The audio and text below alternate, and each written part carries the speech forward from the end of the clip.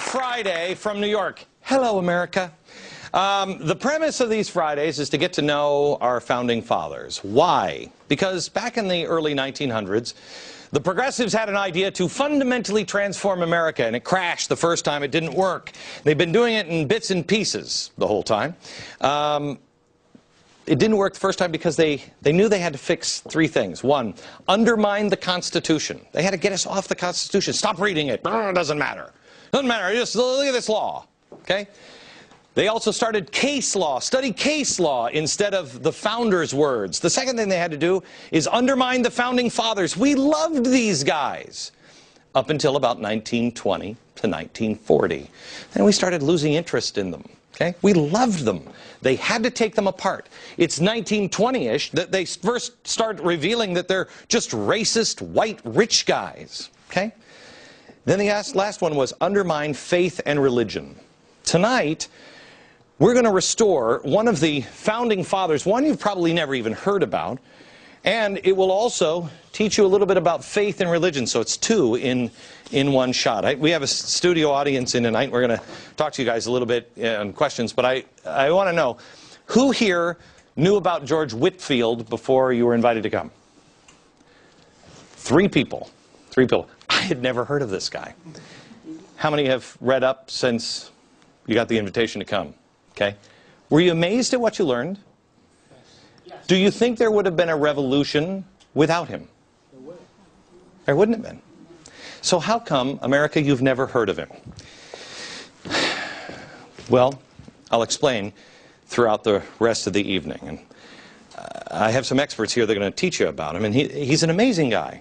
But first I want to tell you a little bit about, we're all looking for answers, right? That's what we're here. We're here to restore some of these things. If you want to hold on to America, you have to restore them.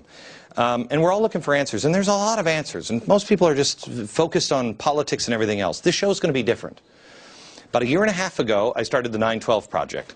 Now, I haven't talked about it much on this program because it's not my project. I'm a proud 9/12er myself, but I'm not involved in running it or anything else. This was a project for you. You do it. You put it together. Get together. But I want to give a little piece of advice to the 9/12 group. You need to double your efforts. You need to get more people into the project. Tea parties, you play a valuable role, but your role really is Washington. And I advise the Tea parties to be very careful, because you're not rooted in values and principles. That doesn't mean you don't have values and principles. It means that's not your charter. What are your charter values and principles? And 9/12 members, if you are not studying the values and principles, if you're not looking at that, and you're not rooting yourself in that and the founding fathers, well, then you're doing something different.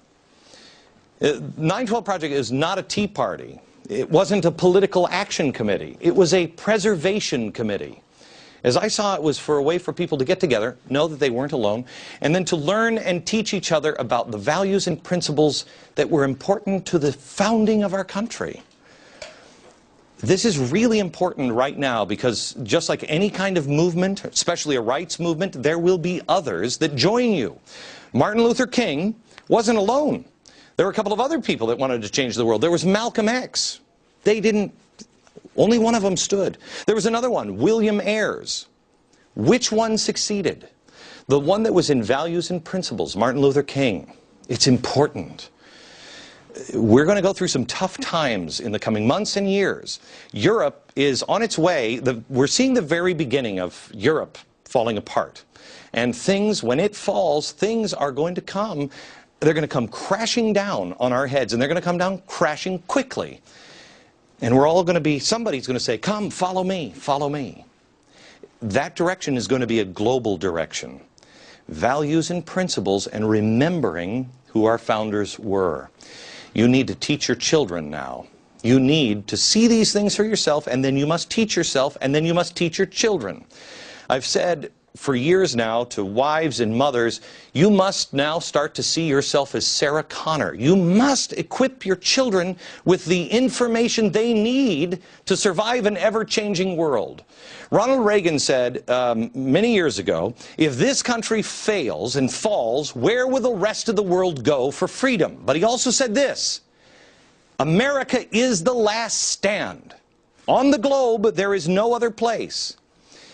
And if this generation loses man's freedom, according to Ronald Reagan, this generation will not see it again. I just the other day read a letter between Thomas Jefferson and John Adams. It was 1823 and 1824. And they were going back and forth, and they were talking about, wow, this thing's going to fall apart at some point. And Thomas Jefferson said, yes, yes. But if they lose freedom, he's speaking of us, future generations, if they lose freedom, there will be rivers of blood. I mean, he talks about rivers of blood 3-4 times before we finally gain freedom back. Boy, I hope that's not true, but I can tell you there will be rivers of blood if we don't have values and principles. Second attempt, third attempt, fourth attempt, it's going to take a while to turn it back around. You must see yourself as a guardian, somebody who will preserve what is true and pass it on. Be a guardian. We don't need militants. We don't need revolutionaries. We need guardians. We need leaders. There are plenty of Minutemen, people willing to be Minutemen. Where are the people that want to be George Washington? Where are the Benjamin Franklins? Where's Sam Adams? Where's John Adams? That's what the 9/12 Project is. It's not to create warriors, but to create great minds that understand freedom, to be able to be the next George Washington. That is your role. Now, it may be that you're George Washington. It may be that you're George Whitefield. It may not be that. It may be that you have to inspire somebody to be that. You may be raising the next George Washington. Guide them, shape them. Live the principles and the values. Almost nobody in this country is living them. Learn the truth. Live the life of our founders. Be a decent, righteous, forthright, honest man or woman. Just do this one thing. Promise yourself you'll never deal underhanded to anybody. You will be honest in all of your business dealings. That is hard. Conquer that one. Demand it of yourself. Demand a higher standard for yourself and your children, and do it now. Your children need to see an example. Your children need to learn these things. Your children must be prepared. Your children need to know what is true, what is not, what it is to work, what merit is. There's one thing that I learned from George Whitefield, and that is individual rights and standing out alone. Being a guy this guy took eggs and tomatoes to the head all the time. This guy was an outcast all the time. He was a preacher. Look at him. I mean, I don't think I could take him seriously. I mean, I hope that's not really what he looked like. But he stood there. He wasn't in a church. No church would let him speak. He went outside in the snow, in the rain, alone. He was fascinated by Moses, and so am I. When Moses went out in the wilderness, the Israelites, man, they were constantly complaining. I'm hot, I'm cold, are we there yet? I mean, over and over and over again. Moses got to the point where he's like, okay, God, just kill me now. I can't be with these people anymore. Okay? They were having a tough time. God was not some distant concept. He was personal to Moses. He really said, just take me now. Just kill me now. God said, I'm going to send some fiery snakes because I'm sick of those people too. And here's what happened. He said to Moses, Moses, just take one of the snakes, make a representation of it, and put it on a stick. And tell everybody to look at it. If they've been bitten by the fiery serpent, then just tell them to look at the stick and they'll be fine. Well, what do you think? What would you do? What would you do? I'd be like, you got to be kidding me, right? I'm going to look at the stick? I don't think so. I mean, if I would have had the, seas open up and the water from the rock and everything else, I might have listened to Moses, but a lot of them didn't. Because it was too simple. It was too simple. Didn't make sense. Well, what is that story really about?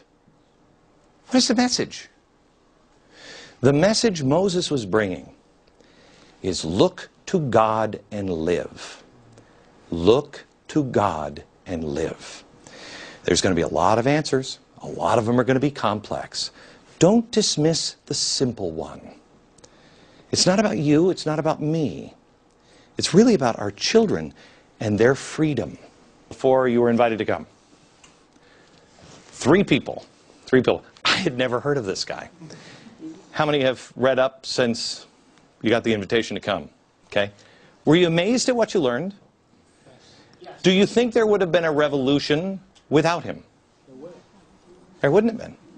So how come, America, you've never heard of him? Form America, and it crashed the first time. It didn't work. They've been doing it in bits and pieces the whole time. It didn't work the first time because they knew they had to fix three things. One, undermine the Constitution. They had to get us off the Constitution. Stop reading it. It doesn't matter.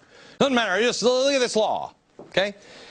They also started case law. Study case law instead of the undermine faith and religion. Tonight, we're going to restore one of the founding fathers, one you've probably never even heard about, and it will also teach you a little bit about faith and religion, so it's two in one shot. We have a studio audience in tonight. We're going to talk to you guys a little bit on questions, but I want to know, who here knew about George Whitefield before?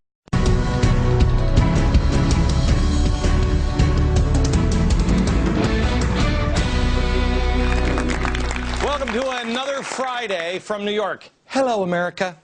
The premise of these Fridays is to get to know our founding fathers. Why? Because back in the early 1900s, the progressives had an idea to fundamentally founders' words. The second thing they had to do is undermine the founding fathers. We loved these guys up until about 1920 to 1940.